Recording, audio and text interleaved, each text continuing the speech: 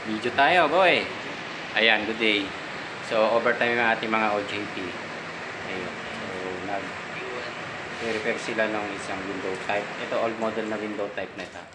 Ang lumabas na error na is E1. So, ang naging issue nito ay nagkabaliktad sa terminal. So, DIY ng may-ari. Kaya, ayun. So, pagagawin natin tong ating dalawang tirador na OJT. Yun. Sige, tirahin nyo. Tuturo ko sa inyo kung anong gagawin nyo.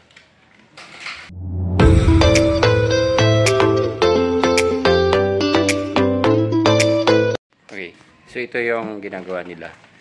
Ang naging issue nito ay nagkabaliktad ng terminal doon sa socket.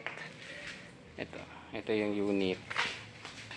Ito yung mga dating ginawa na natin ng content video na dapat lagi nyong tatandaan yung connection na ito. Ayan, yung blue, sa blue, pag blue, yun yung sa compressor, yun lagi nating, madami kaming ginawang video nito. Kasi kapag nalilito kayo, buksan nyo yung unit, pag galing ng IPM, ayan, ang diretso nyan, papunta doon sa compressor. Then yung red, ayan yung ating reactor. Then itong isa ay control. Ito yung kulay puti. Ayan. So madalas nagkakabaliktad. So hanggang ngayon may nagkakabaliktad pa rin. So napanood nila yung video ng mga ginawa natin, kaya pinadala dito sa atin tong board from Cabuyao, Laguna ito. Ayun. So yun yung mga papatay nga manala kayo ng ilaw dyan. Nagre-reflect eh. Yun. Okay. So yung gumagawa ay yung ating mga training OJT. Titingnan natin, tunuro na natin kung ano yung gagawin nila. Boy, likod, padaan nga ako. Yun. Medyo madali. Pinatay ko lang yung ilaw. OJT rin ako Si Boss Laka, hindi na OJT. So ito, pinalitan muna nila ng resistor. Nasaan yung resistor na nasunog kanina? Ito boss eh. So kapag nagkakabaliktad yan, yung communication line ang tinitira or yung MOSFET. So swerte niya dahil yung MOSFET ng unit ay hindi tumirik. Yan. So ang bumigay ay ito yung resistor. So pinapalitan ko na ito. 2K ito. So wala tayong 2K na saktong value. So nilagyan siya ng dalawang 1K. Ayun. Okay. Then pinalitan na din, nag-iwan pa rin siya. Ito, sabi ko palitan nyo yung dalawang photocoupler na yan, yung kulay puti. Ito, yan. Okay, so palitan nyo itong dalawang photocoupler na ito. Ayan, so babawain natin yung ilaw. So ang gumagawa na sa atin ay yung ating OJT para ma-actual nila. Masanay sila sa actual repair. Ayan. So medyo maluwag na yung ating facility ngayon. Tinanggal na namin yung mga kalat, kaya may gawaan na dito na mahabang lamesa. Ayan. So hanggang dito. Yun. Sige, bahayin nyo ng ilaw. Pwede na yan. Hindi mo na siya kailangan gamitan ng pump. Initan mo lang, lagyan mo ng LED yung paa ng photocoupler magkabila. Tapos initan mo ng soldering. Kumamit ka sana ng tweezer para mabunot mo. Ayun, tweezer.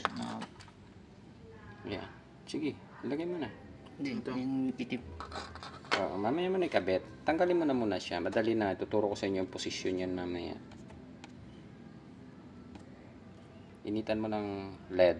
Yung dalawang paa. Hindi. Boss, ano eh. Good. Hindi, tanggalin mo na yan. Palitan mo na siya. Okay. Sabayin mo ng palitan yan.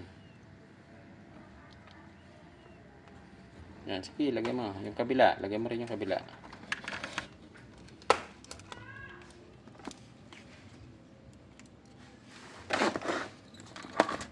Yan. Okay, kuha naman yung tweezer. Pitin mo ng tweezer. Tapos initan mo yung dalawang dulo. Yan, okay. Init sa kabila, magkabila. Ipat sa kabila. Yan, okay. O, di ba tanggal? Ayan. So, kapitan mo muna. Unahin mo ngayong kakapitan yung nasa dulo kasi pag kinabit mo dito sa kabila, maalangan ka magkabit dito sa nauna yung kapitabi ng resistor. Linisan mo muna. Yan, yan. Yung gamitan mo ngayon yan ang pump.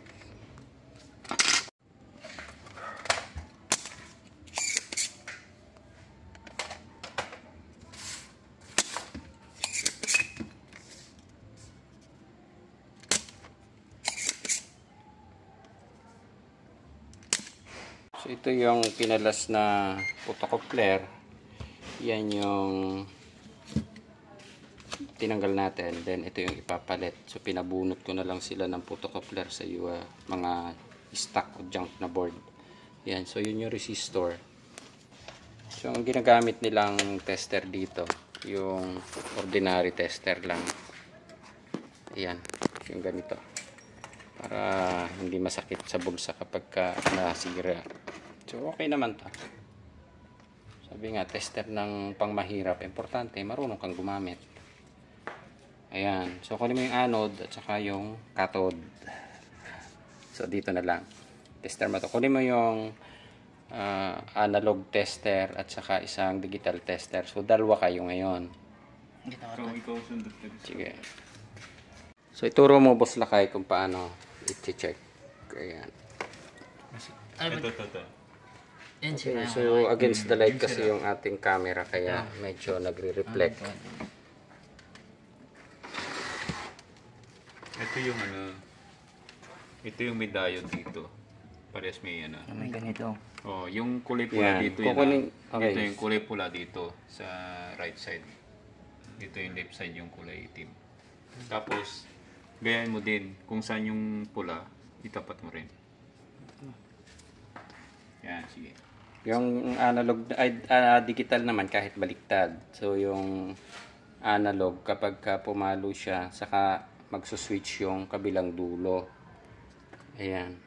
So okay, ipapakita natin yung ayun, meron good dyan. Yung isa, yung puti. Yan. Ganon din sa sistema na ginawa niya.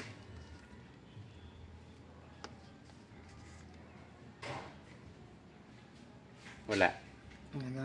Pumalo yung baliktarin mo yung mga test prod.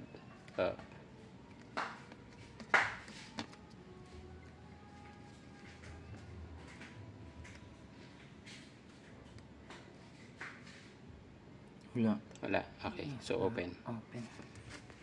Yan. Medyo pangit lang yung pagkakakamera natin.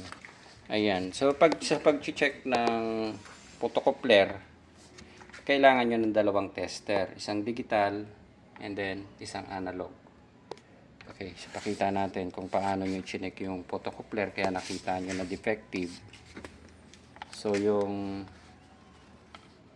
analog dito sa pinaka-diode nung ating photocoupler. Ayun.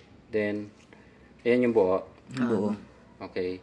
So yung digital, yan yung doon sa switch o yung transistor switch. So transistor, alam niya sa loob din eh. Yan, kaya photocoupler kasi may light ang nagpapaandar niyan. So sinuswitch no ating analog. Ayan, so ikabit nyo. Ayun. Ayan, so meron siyang resistance na lumalabas.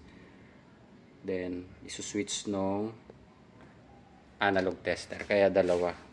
So, yan yung good na photocoupler. Yes, sir. Ito po. Kunin mo yung isang defective.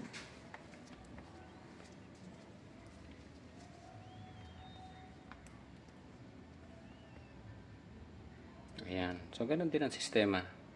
Doon sa transistor, ang nakalagay yung digital. Then, isuswitch nyo yung pinaka-diode nya doon sa loob ng analog. Yun yung analog. Ito yung digital. So, ayan. Kaya dalawa silang may hawak ng tester.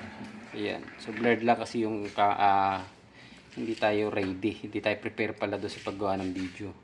So, ayan. So, open, oh. Ayan, oh. Open po. Open. Okay. So, sira yung photocoupler na isa. So, ikabit, kunin nyo yung kulay itim. Yung ipapalit natin na dalawang itim.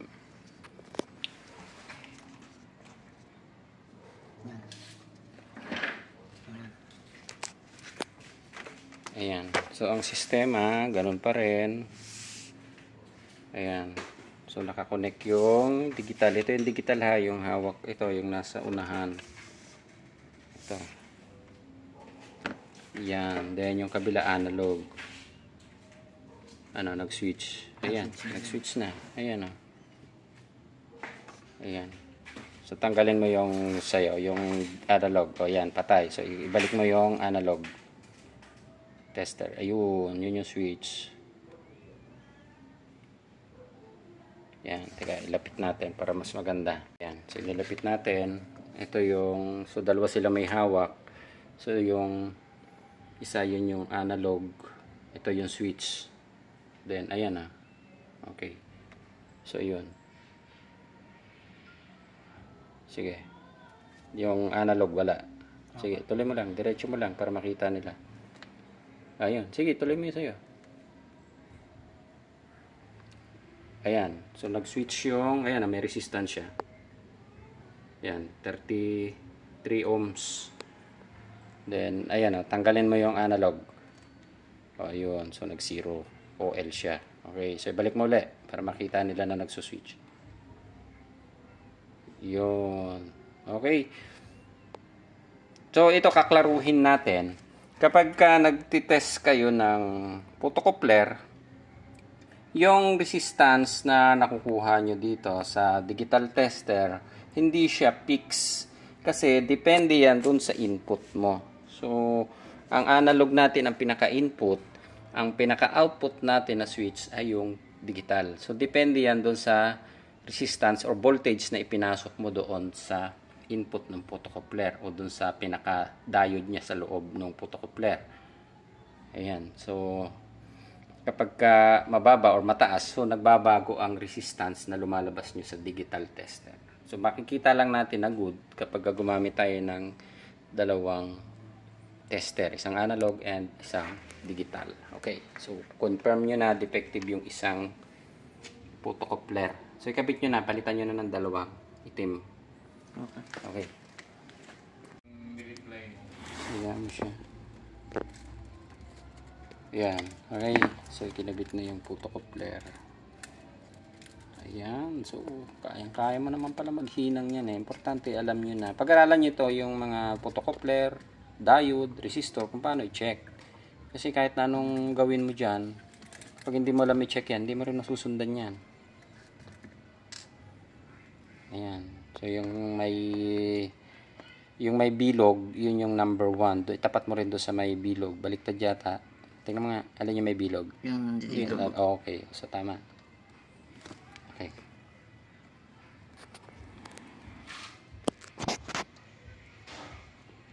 Ayan. So, ito yung kinabit nilang photocoupler. Okay naman, no? Walang shorted. Okay. Sige, double check nyo na lang kung walang shorted. So, si Boss Lakay, sarap na ng upo. Okay. So, overtime yung ating nag-OJT, nagti-training. So ngayon lang tayo, galing tayo sa service kanina, kaya ginabi na. O ayan. So ito yung, siya naman yung nagkabit ngayon ng board. Titingnan natin kung okay na. Ayan. So ganitong window type. Yun yung window type na marami na tayong na-vlog na ganitong problema. Siguro mga more or less mga 10 videos na nailabas natin. Sige, puputok naman yan pagka sira eh. Ayan. Okay. So, tinesting na nila ngayon kung okay na. Ayan. So, shoutout ka muna, Boss Lakay, sa ating mga subscriber and viewers. So, yan si Boss Lakay. Alam mo, baka nagkakaedad na, paunat-unat na lang ng likod siya. Ayan. Okay. So, yung mga batang nagtitraining pa, ay ito. Kaya ako medyo masakit din ang likod, pero kailangan muna nating magtrabaho para sa ekonomiya. Yun. Ayan, so actual na yung pagkakabit ng board. Then observe na lang natin kung andar. Ayan. So ito lagi nyo nagtatandaan to. Actually, itong board na to, phase out na to, kaya nauwi na lang din talaga tayo sa remedy. Noon pa lang ito, mahirap nang bilhin tong board na to. Bihira na ang mabibili mo. Wala nang brand yung lumabas yan. Kaya yung mga nagdi-DIY ng cleaning, importante to, tingnan nyo lagi yung tatlong terminal na yan. So magkakaparehas yan. Ayan. So may blinking na ng ilaw. Titingnan na lang natin kung aandar. 3 to 5 minutes ang delay niyan. Sige, balikan mo ulit. Paturo ko sa'yo. Ayan. Ito lang ako dito sa... Ito, kita mo yun. Para madali mo yung matandaan. Yung putocoupler, ang pinaka diode niyan, nasa na yung tweezer natin. Meron ako. Sa putocoupler, yung may bilog na yan, yung may bilog, yan yung diode niya. So makikita mo naman kagad yan. Actually, pagka ako nag-check ng putocoupler, analog tester lang ginagamit ko kasi nakikita na namin. Kaya lang, para makita mo talaga siya ng buo, dapat ang gagamitin mo dalawang tester. So isang digital, isang analog. Yan. Ilalapit natin. So ang analog, doon mo ikakabit sa, yan yung may tanda na bilog. Yan yung input. So input and output yan yung kabila switch Kapag in-inputan mo siya ng supply, magsuswitch yung kabila. So mandar na Sige, yaman lang siya tuloy-tuloy. Ayan, sige. Mamaya gagawa natin ng drawing para masundan nyo.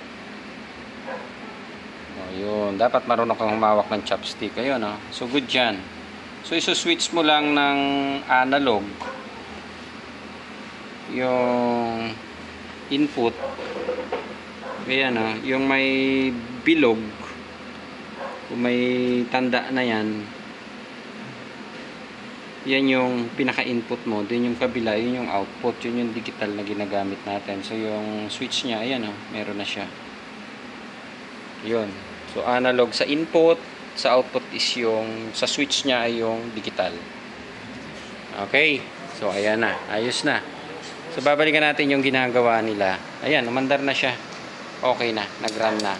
So ang issue lang na naging problema natin, yung isang resistor, ayan, yung resistor na nasunog. Ayan. And teka, hawakan natin yung dalawang putocoupler na yan. So kulay puti yan kanina, ngayon kulay black na yung kinabit namin. Pwede naman siya.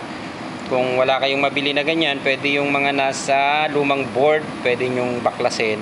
Basta buo siya. Susundan nyo na lang. Basta input nyo, yun yung analog ang gagamitin, yung output na pinaka-switch, yung digital. Pag nag-switch siya ng resistance, so okay na siya. Kung analog din ang ganamit nyo, pwede naman siya x times 10 mo na lang. Pwede na yan, extend mo para makita mo kung gumalaw. Pero mas maganda kung digital. Ayan, okay na. So at least kahit paano may natutunan kayo bago kayo umuwi ngayong gabi, kahit nagutuman kayo, hindi pa kayo naghahapunan Ayan, overtime na walang sahod pero importante natutunan. So yung aming senior citizen tulog na. Ayun. Okay. So ayan. Okay na. Okay na, sir. Ayan, at least hindi nalugi yung maghapon nyo dahil nakapagpaandar kayo ng isang window type. So ang issue ng window type na yan, tingnan nyo, marami kami nilabas sa YouTube na ganitong board na nagkakabaliktad ng socket. Kapag nagkabaliktad ng socket, kadalasang nasusunog yung ipinakita natin na ginawa natin. Pero ang kamalas-malasan dyan, kapag nasunog yung MOSFET at IGBT, may mga na-encounter kami na ganyan at inilabas na rin namin sa YouTube dati na nasira ang compressor. Yun. Dahil ang nangyari naman, yung line ng compressor ang naikabit nila sa linya ng reactor. Then yung reactor, yun ang naikabit nila sa linya ng compressor. Nakapalit sila. Kaya tatlong terminal kasi na magkakaparehas yan. Kaya dapat tandaan natin kung saan natin binaklas. Lalagyan natin ng marking. Yan. So old model na naman itong window type na carrier na ito. So yung sumunod dyan, dalawang terminal na lang. So ito tatluhang terminal. Kaya madalas silang nagkakaproblema. Yun. Marami naman tayong mga tutorial video na inilabas nito sa YouTube. Pwede nyo sundan. So, yun na yun. May eksaktong sira na nandun na. Okay. So, okay na. Ayos. Ayan. Okay. So, ayan. Kahit pa paano may natutunan tong ating mga tirador na OJT. Ayan. So, kanina kasama ko na siya. Siya na naglinis ng aming sinervis. Ayos. So, bukas, ang gagawin nyo, ay bukas pa, papasok kayo. Kung hindi kayo papasok, kung papasok kayo, ang gawin nyo, magbaklas kayo ng mga board na nandito. Tapos, pagkaaralan nyo kung paano i-check yung mga spare parts. So, importante, alam nyo i-check ang parts. Hindi pwedeng alam nyo lang ikabit na yun ang sira. Ang importante, alam nyo kung bakit sira, bakit nasira at tawag dito. Yung parts ay alam nyo kung saan ginagamit. Yun. Alam nyo i-check saan ginagamit yung parts para masundan nyo yung electronics. So, wala na tayong magagawa. Lahat ng unit natin, electronics na nagpapaandar sa mga mechanical. So, ayos.